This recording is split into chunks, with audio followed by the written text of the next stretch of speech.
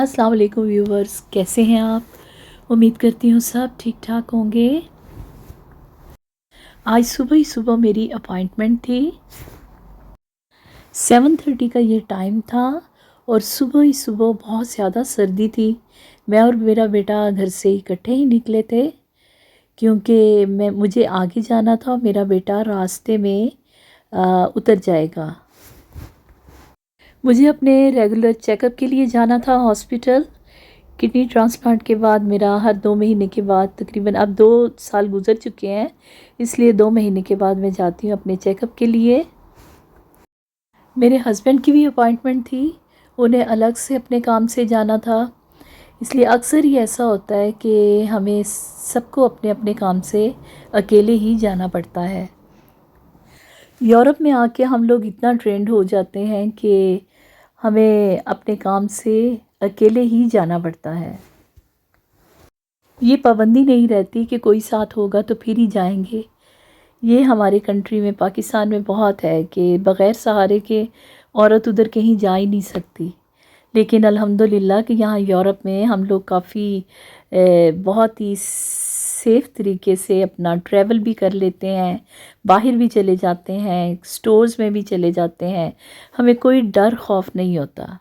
यहाँ पे सिक्योरिटी बहुत है हर इंसान के लिए। मैं हॉस्पिटल पहुँच गई थी और ये हमारे सिटी का बिग हॉस्पिटल है, उन्हीं क्लिनिकुम इसका नाम है। मैं पहले भी अपनी वीडियोस में इसका टूर करवा चुकी हूँ। मैं समझती हूँ कि जर्मन का जो मेडिकल सिस्टम है सबसे बेस्ट सिस्टम है, क्योंकि मैं इस सारे सिस्टम से गुज़र चुकी हूँ, इसलिए मुझे ये बहुत बेस्ट लगता है।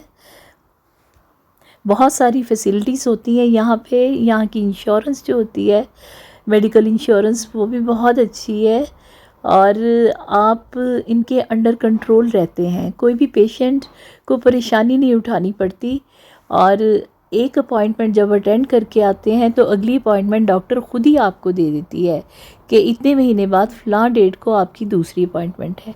एनीवे मैं अपना चेकअप करवा के वापस आ गई और वापसी का भी मेरा ट्रेन का सफ़र था। घर आते ही मैंने सबसे पहले ब्रेकफास्ट बनाना शुरू किया क्योंकि मेरे हस्बैंड भी आने वाले थे। तकरीबन 12 बजे मैं घर पहुंच चुकी थी और दोनों ने फिर इकट्ठे हमने नाश्ता करना था। तो घर आते साथ ही मैंने बेशक मैं वर्किंग वुमन नहीं हूँ, लेकिन हाउसवाइफ होने के साथ भी हमारी बहुत सी मसरूफियात होती हैं। बाहर के काम करने के बाद घर आते ही हमें बग़ैर सांस लिए अपने दूसरे काम करने होते हैं।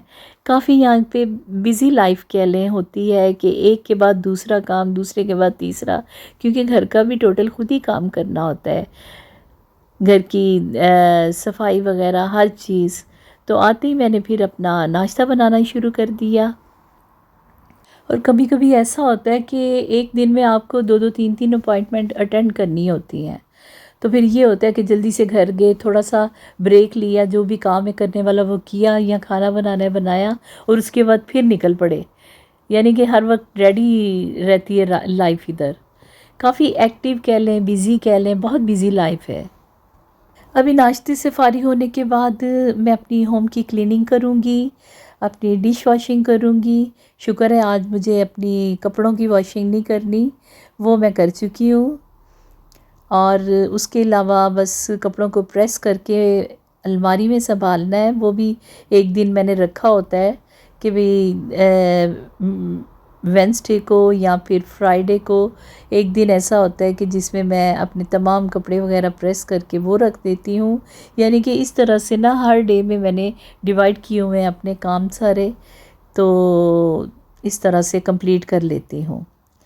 और बातों बातों में मेरा ब्रेकफास्ट भी तैयार हो गया है। मैंने बस जल्दी में ऐसे ही बनाया। आज मेरे बहुत दिनों बाद मेरा दिल कर रहा था कि मैं फ्रेंच टोस्ट बनाऊं और साथ में ये चीज़ी भी, चीज़ वाले। नाश्ते से फारिग हो के फिर मैं ग्रोसरी के लिए भी जाऊंगी, आज ग्रोसरी भी करनी है। तो ये था मेरा आज का व्लॉग। आज की मैं अपनी रूटीन बता रही थी, बिज़ीनेस बता रही थी। और अगर आपने मेरे चैनल को अभी तक सब्सक्राइब नहीं किया तो प्लीज़ सब्सक्राइब कीजिएगा, लाइक और कमेंट कीजिएगा और शेयर भी कीजिएगा।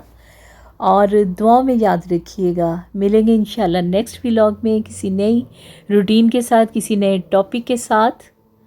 अल्लाह हाफिज़।